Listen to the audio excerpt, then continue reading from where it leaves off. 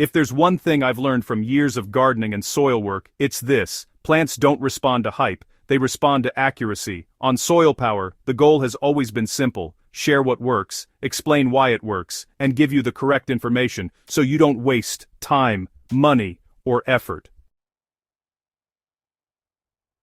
Raised beds and fermented plant juice, or FPJ, are two of the most talked about tools in natural gardening, yet they're also two of the most misunderstood. People argue endlessly about which raised bed material is best, and FPJ gets treated like a magic potion without any attention to ratios, plant choice, or proper use.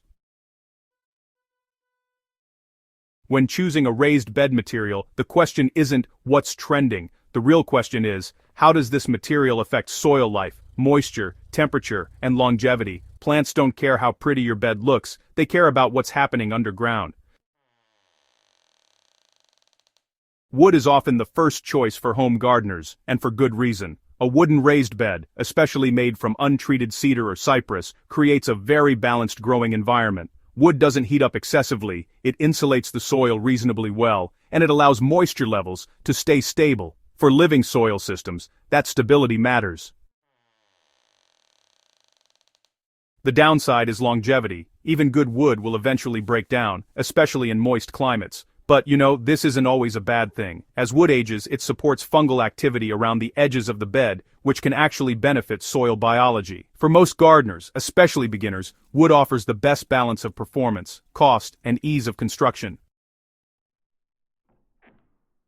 From a Soilpower perspective, wood is ideal if you're learning soil building, experimenting with inputs like FPJ, and observing plant response. It forgives mistakes and creates fewer extremes in temperature and moisture. Metal raised beds, particularly galvanized steel, have become very popular. They last a long time, they don't rot, and they look clean and modern. But metal behaves very differently from wood when it comes to soil temperature.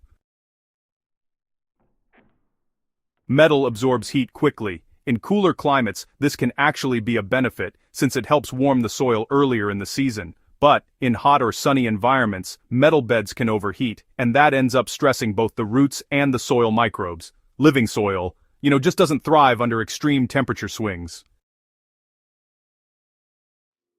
If you choose metal, depth becomes critical. Deeper beds really do buffer heat better, and honestly, heavy mulching is non-negotiable. Metal beds work best for gardeners who already understand moisture management, microbial life, and, seasonal adjustments. They're less forgiving, but they are very durable when managed correctly. Brick, stone, or concrete raised beds are the most permanent option. Once built, they're not going anywhere. These materials have high thermal mass, so they absorb heat during the day and release it slowly at night. This creates a really stable root zone temperature, which, plants absolutely love. The trade-off is cost and flexibility. Masonry beds are expensive and, honestly, pretty difficult to change later. They're best suited for long-term gardens where you're confident in your layout and soil strategy. For serious gardeners focused on long-term soil health and productivity, brick beds can be excellent, but they really do demand commitment. One of the biggest mistakes I see gardeners make is adding more and more boosts without understanding proportions or timing. Soil doesn't improve just because you throw things at it, it improves when you feed biology correctly.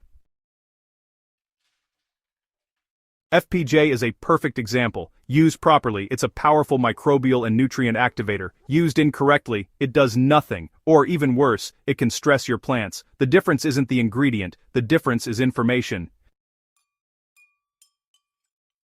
Fermented plant juice is not fertilizer in the traditional sense. It doesn't work like synthetic nutrients and, honestly, it shouldn't be treated that way.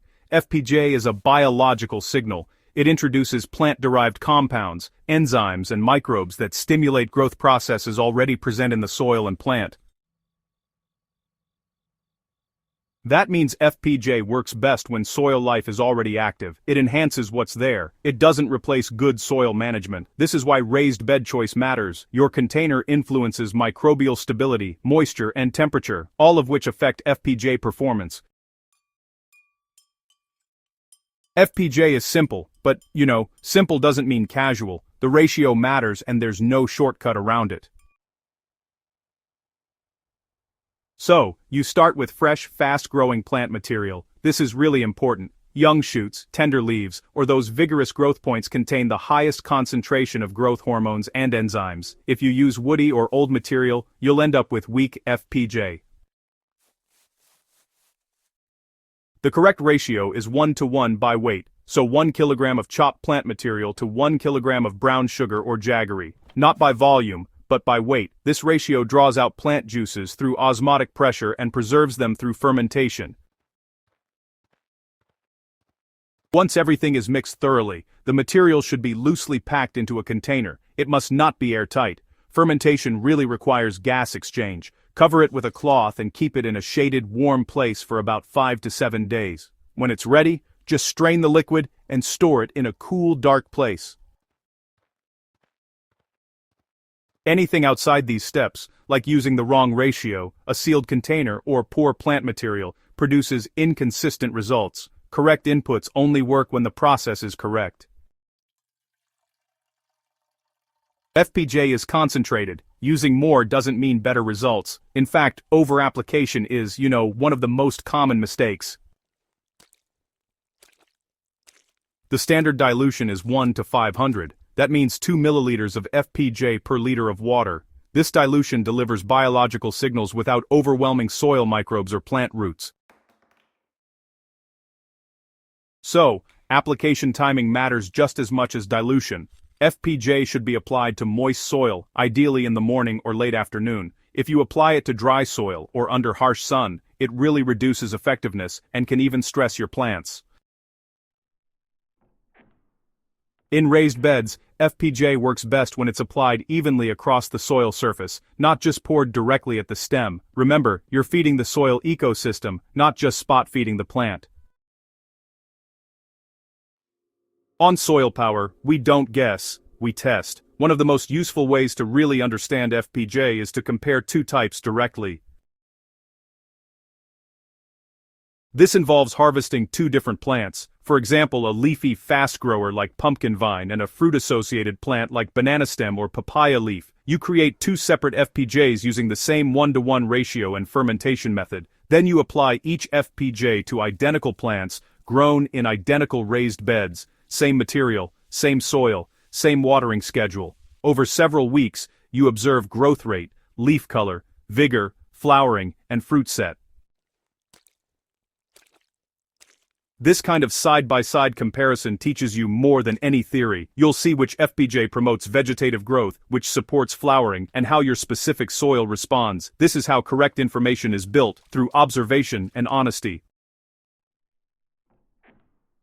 Raised bed material affects how FPJ behaves. Wood beds retain moisture and moderate temperature, making FPJ responses more gradual and forgiving. Metal beds may show faster responses but also faster stress if over-applied. Brick beds offer the most stable environment, often producing the most consistent FPJ results over time. Understanding this relationship helps you adjust application frequency. In most cases, FPJ should be applied once every 7 to 10 days. More frequent applications do not equal better results. Gardening improves when we share what actually works, not what sounds impressive. When you understand why a raised bed material behaves the way it does, and how FPJ truly functions, you stop chasing inputs and start building systems. Soilpower, it's not about products, it's really about balance, biology, and patience. When those things are in place, even simple tools like wood, sugar, and plant leaves can produce some incredible results. Choosing the right raised bed material, honestly, that sets the foundation. Using FPJ correctly, that builds on that foundation. Neither works in isolation, and, neither benefits from shortcuts. If this article helped you see your garden a little differently, well, that's exactly what Soilpower is about. Clear information, real results, and stronger soil with every season. If you found this useful, make sure to subscribe to the Soilpower YouTube channel, share this article with a fellow gardener, and keep passing on correct, tested information. Strong gardens start with strong knowledge, and that's power we can all grow.